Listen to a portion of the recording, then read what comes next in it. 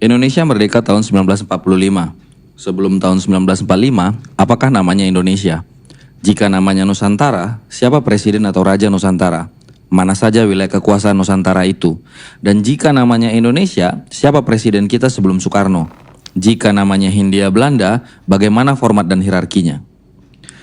Jadi, siapa kita sebelum 1945? Kita di bawah negara atau kerajaan siapa? Siapa pemimpin kita? Mengapa tak pernah dijelaskan di pelajaran sejarah di sekolah? Semua kejadian belakangan ini memiliki hikmah, agar kita semua mempertanyakan lagi titik kejelasan jati diri kita. Titik nol pembangunan dan pada gilirannya kemajuan adalah sejak kita mengenal jati diri kita yang sebenarnya. Tanpa kenal jati diri, pembangunan apalagi kemakmuran kesejahteraan adalah sebuah omong kosong. Dan semua politik global ini memang bertujuan agar kita kehilangan jati diri. Bahkan lebih buruk lagi, untuk membuat kita bahkan tak pernah menanyakan apalagi mempersoalkan siapa diri kita sebenarnya.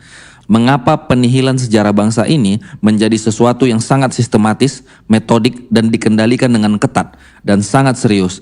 Tentu karena bangsa ini adalah yang paling punya apa-apanya. Sementara kita puas mengkiblat pada budaya dan bangsa lain yang bukan kita, apa namanya selain kesurupan.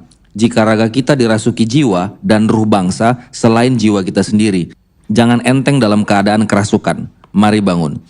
Vibrasi informasi ini telah dihembuskan ke seluruh relung bangsa, empire, kolateral, dan lain-lain.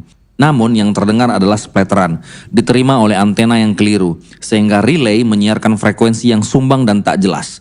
False dalam ketidakjelasan ini yang kemudian diamplifikasi untuk makin memberikan kesan dan implikasi bahwa semuanya mimpi siang bolong dan omong kosong.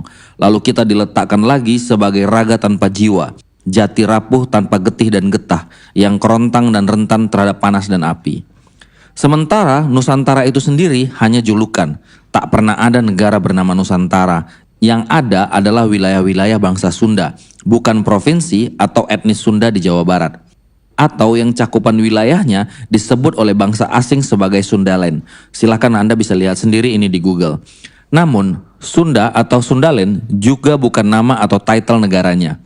Sunda sendiri saat ini telah mengalami pengecilan definisi dan skop, menjadi seolah-olah hanya salah satu dari banyak etnis yang ada di Indonesia. Padahal belum lama ini di sekolah dasar kita diajarkan tentang yang mana Sunda besar dan Sunda kecil, bukan Jawa Barat kan? Di zaman dahulu, kala Sunda dikuasai oleh sebuah imperium besar yang menggabungkan berbagai wangsa, dinasti, keluarga besar, dan extended family dari berbagai keratuan dalam lingkup suatu induk pemerintahan kerajaan. Jadi, dalam keadaan ideal, Sundaland adalah sebuah sistematika pemerintahan yang merupakan ramuan dari trias politika, yaitu raja, ratu, dan resi. Tak mudah melukiskan sistematika ini, karena sistem saat ini sudah 180 derajat berbeda, sehingga tak dapat lagi disetarakan dengan sistem kalibrasi atau interface pendekatan koperasi apapun dalam terminologi saat ini. Sunda memiliki akar yang sama dengan Sid, Sindu, atau Sinto dalam lidah Asia Timur. Sindi, Hindi, Hindia, Sindu, Hindu yang bukan agama. Sehingga kerjasama berbagai otoritas yang bukan negara dalam lingkup wilayah Hindi atau Sundaland dengan Belanda menjadi Hindia Belanda dalam sebuah konsep kesepakatan politis. The Kingdom of Sundaland semakin lama semakin berantakan secara fundamental.